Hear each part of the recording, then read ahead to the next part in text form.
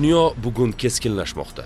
Shiddat bilan rivojlanayotgan axborot asri insoniyat boshiga turli muammolarni solmoqda. Giyohvandlik ana shunday muammolarning eng halokatlisidir.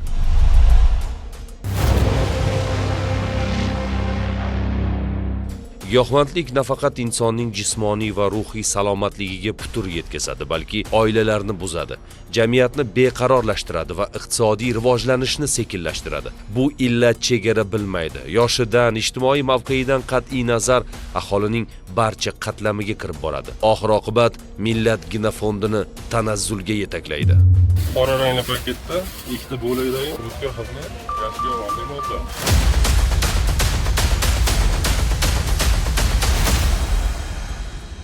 Giyohvandlikni o'zi bu millatning genofondiga to'g'ridan-to'g'ri ta'sir qiladigan illat. Ya'ni o'sha giyohvand bu nafaqat o'zini, balki uni atrofidagi jamiyatni, oilasini ertaga bir tanazzulga olib boradigan shaxs hisoblanadi. Uni odati, ushbu odati orqasidan hamma narsasini yo'qotadi. Oldin masalan oilasi, do'stlari, moliyaviy barcha resurslari hammasini yo'qotadi va o'zi tanazzulga uchraydi va atrofdagilarni ham shunga boshlaydi. Agar narkojinoyatchilik rivojlanib ketadigan bo'lsa, bu davlat tuzimiga, davlat boshqaruviga to'g'ridan-to'g'ri xavf bo'ladi. Shu nuqtai nazardan giyohvandlik ham, narkojinoyatchilik ham davlat uchun, jamiyat uchun katta xavf hisoblanadi. Giyohvand moddalarni iste'mol qilish inson organizmining barcha tizimlariga, shuningdek, uning ruhiy holati va ijtimoiy faoliyatiga keng qamrovli va halokatli ta'sir ko'rsatadi. Bu shunchaki ongning vaqtinchalik o'zgarishi emas, balki chuqur deformatsiya bo'lib, ko'pincha qaytarib bo'lmas oqibatlarga va o'limga olib keladi. Giyohvand moddalar ruhiy kasallik bo'lganligi uchun qaramlik ruhiy buzilishlar keltirib chiqaradi. Ya'ni intellekti tushib ketadi, diqqat xotirasi kuchli o'zgarishlar bo'ladi. Eng yomoni qaytmas o'zgarishlar bo'lishi ham mumkin. Bir umrlik intellektini yo'qotib 3 yoshli boladek bo'lib qolishi ham mumkin. Insonning butun tanasi zaharlanadi, kuchli zaharlanadi. Va insonda demak ruhiyatidagi o'zgarishlar, markaziy nerv sistemasida o'zgarishlar, jigar yetishmovchiligi, buyrak yetishmovchiligi, endokrin bezlar sistemasiga zarar ko'rsatadi, bepushtlik holati keltirib chiqaradi.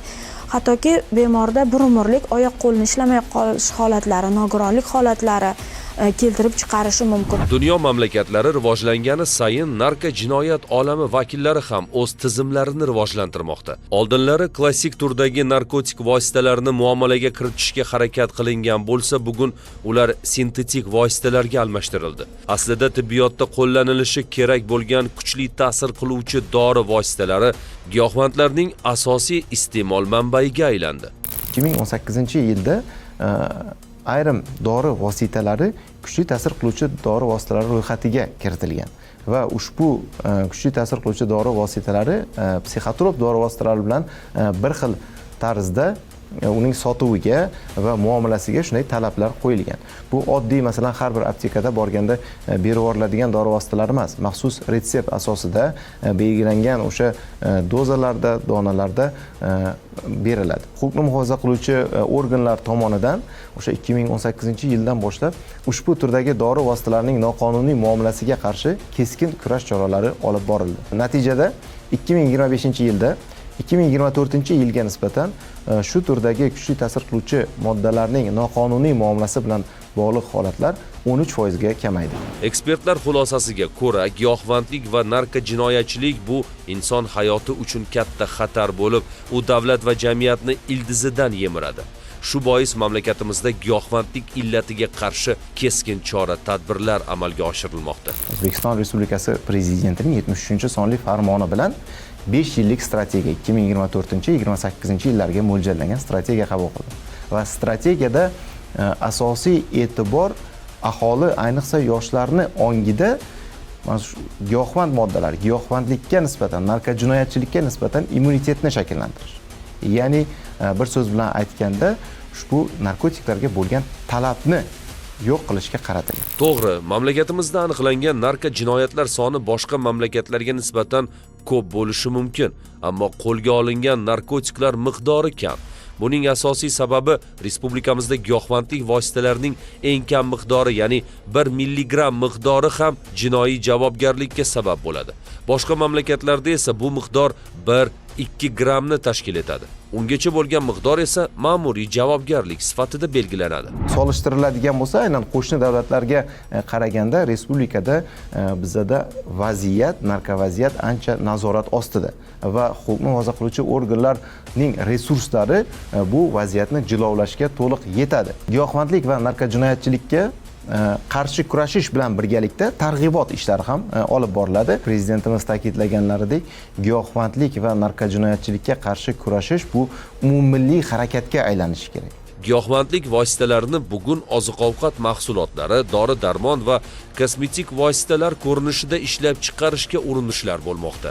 Avvallari O'zbekiston hududiga narkotiklar chetdan olib kirilgan bo'lsa, endilikda o'zimizda yashirin narkolaboratoriyalarni tashkil etish va ularga ilm ahlini jalb qilishga urinishlar kuzatilmoqda. O'zbekiston Respublikasi Oliy sudi ma'lumotlariga ko'ra, 2025-yilda Jinoyat kodeksining 276-moddasi, ya'ni giyohvandlik vositalari, ularning analoglari yoki psixotrop moddalarni sotish maqsadisiz tayyorlash, egallash, saqlash va boshqa harakatlar bilan 6244 nafar shaxs jinoiy javobgarlikka tortilgan. O'zbekiston Respublikasi Prezidentining 2025-yil 3-noyabrdagi aholi salomatligi va millat genofondini narkojinoyatchilik va giyohvandlikning salbiy ta'sirlaridan samarali himoya qilish to'g'risidagi farmonida giyohvandlik vositalarining noqonuniy muomalasi bilan bog'liq bo'lgan jinoyatlar uchun javobgarlikni kuchaytirish masalasi belgilab berildi. Ta'lim muassasalarini perimetrlarida sodir qilingan jinoyatlar bu aynan shu ta'lim muassasalarini atrofida bo'lganligi uchun og'irlashtiruvchi holat hisoblanadi va u uchun belgilangan javobgarlik bir necha yilga ko'proq qo'llaniladi. Bundan tashqari voyaga yetmaganlarni o'sha giyohvandlik vositasini iste'mol qilishga undash holatlari bu ham og'irlashtiruvchi holat hisoblanadi. Shuningdek, yashirin narkolaboratoriyalarni tashkil etish orqali giyohvandlik vositalarini ishlab chiqarish yoki giyohvandlik vositalarini kibermakondan foydalangan holda noqonuniy muomalasini amalga oshirish holatlari ham aynan og'irlashtiruvchi holat sifatida ko'riladi.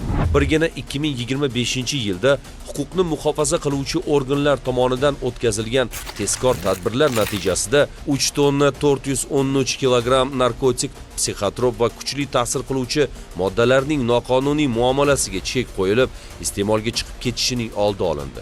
Shundan 2 tonna narkotiklarning kontrabanda yo'li bilan olib kelinishiga chek qo'yilgan.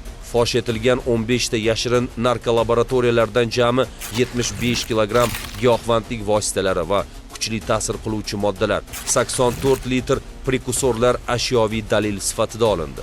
95 ta dorixonalarda tarkibida giyohvandlik vositalari, psixotrop va kuchli ta'sir qiluvchi moddalar bo'lgan jami 18,4 ming dona 166 million so'mlik dori vositalari noqonuniy realizatsiya qilinganligi aniqlanib, ular bo'yicha 93 ta jinoiy va 2 ta ma'muriy ish qo'zg'atildi. Aniqlanayotgan yashirin narkolaboratoriyalar, Respublika O'zbekistonda aniqlanayotgan yashirin narkolaboratoriyalarning faoliyati o'rganilganda, ular faqatgina birlamchi kimyoviy ishlov beriladigan laboratoriyalar, ya'ni to'liq katta hajmdagi murakkab masalan texnik vositalar bilan ta'minlangan emas, balki oddiy, ya'ni faqat kapsulalarga joylash yoki uzog'i 1-2 ta o'sha kimyoviy elementlarni bir-biriga aralashtirish yoki o'sha vaznlarga ma'lum bir vaznlarga ajratish bilan shug'ullanadigan yoki bo'lmasa giyohvandlik vositasini sun'iy ravishda o'stirish bilan shug'ullanadigan narkolaboratoriyalar ekanligini ta'kidlashimiz lozim. Va shuni ham aytish kerakki, yashirin narkolaboratoriyalarning faoliyati boshlanishi bilan bizda o'sha aniqlangan. Ularning faoliyatiga chek qo'yilgan. Ya'ni 1-2-3 yillab faoliyat yuritayotgan narkolaboratoriyalar aniqlanmagan. Giyohvandlik 21-asrning eng halokatli fojiasi. Unga qarshi kurash faqat davlatning emas, balki har bir fuqaroning burchi hisoblanadi. Faqat birgalikdagi sa'y harakatlar orqali biz giyohvand moddalarning halokatli ta'siridan xoli bo'lgan sog'lom va xavfsiz jamiyat qurishimiz mumkin. Shunday ekan, ogoh bo'ling.